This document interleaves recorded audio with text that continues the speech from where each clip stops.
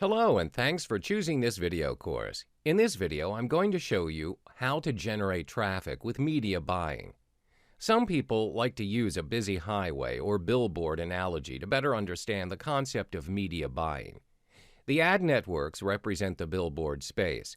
The billboards represent the ad space, and the sites they're featured on act as the busy highways. Think of the media buyer as a trader buying low and selling high, but with ads instead of stocks. He looks for the best ad placements and aims to monetize the traffic with the highest paying ad programs. The more expensive the spot, the greater likelihood your ad will be seen by more people. Remember, high traffic websites are like prime pieces of real estate, well positioned on a busy street corner with plenty of passers-by. A lot of publishers and advertisers are in fact media buyers themselves. If by chance they're not, they'll sure want to collaborate with one.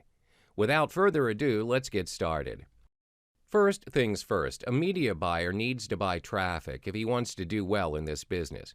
But not just any traffic. A treasure trove of traffic holding tens of thousands of visitors is more like it. Since this kind of traffic volume is not typically attained through one website alone, the smart and savvy media buyer will always try to diversify his sources. Unfortunately, all traffic types are not created equal, and since the media buyer doesn't create traffic, he has to buy it. Rotation on network is a campaign in which your ads rotate on a network of sites. This traffic typically consists of different sources such as websites, blogs, and forums. All these traffic sources in turn creates the RON. However, a RON can mask top-converting or rubbish traffic. Therefore, take a closer look at domain names ending in .tk and traffic coming from any unindustrialized countries because they usually don't convert well. In some cases, some of the great networks allow you to backlist or, in some much rarer cases, whitelist some of their RON traffic. On the other hand, remnant traffic is a traffic at a discount. Essentially, it's the leftovers, and this is the reason why it's sold at such bargain prices. But you know the saying, leftovers of others make a feast for some.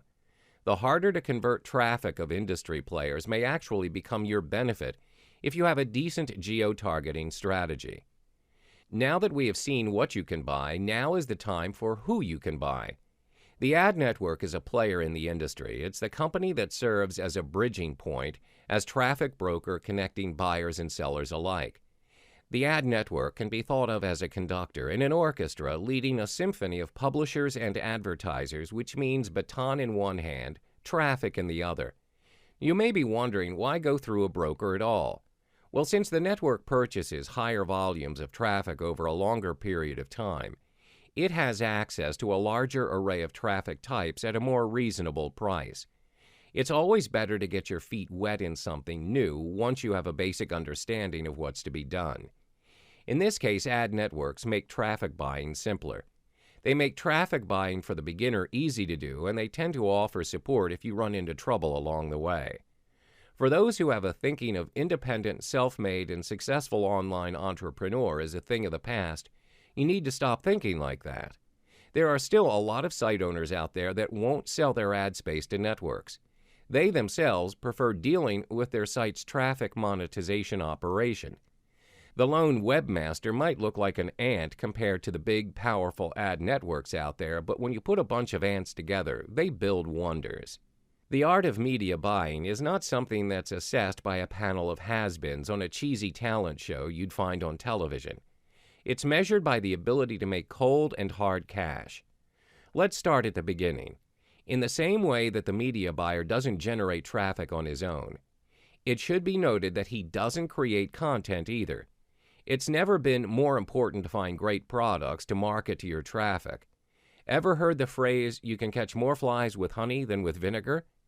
Well, you can certainly apply this phrase to media buying and traffic monetization as a whole. Once you have found the most suitable offer, get in touch with the provider and check to see if you can become an affiliate. The best way to do media buying is by dealing with webmasters directly. You simply find blogs, websites, forums, or places where your potential customers can be reached and contact them directly asking about available ad spaces on their website. In this way, you can be super selective with who you contact and choose to only advertise on highly targeted websites with local traffic that's good for your business. The media buyer's language revolves around two things: efficiency metrics and profit. Since time is money, do not expect the media buyer to express himself with long and elaborate words.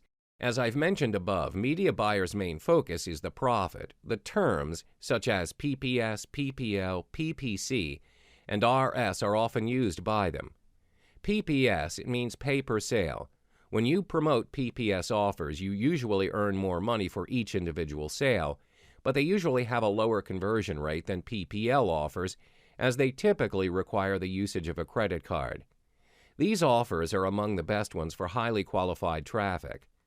On the other hand, PPL, pay per lead, is an offer where you get paid each time a user makes a defined action.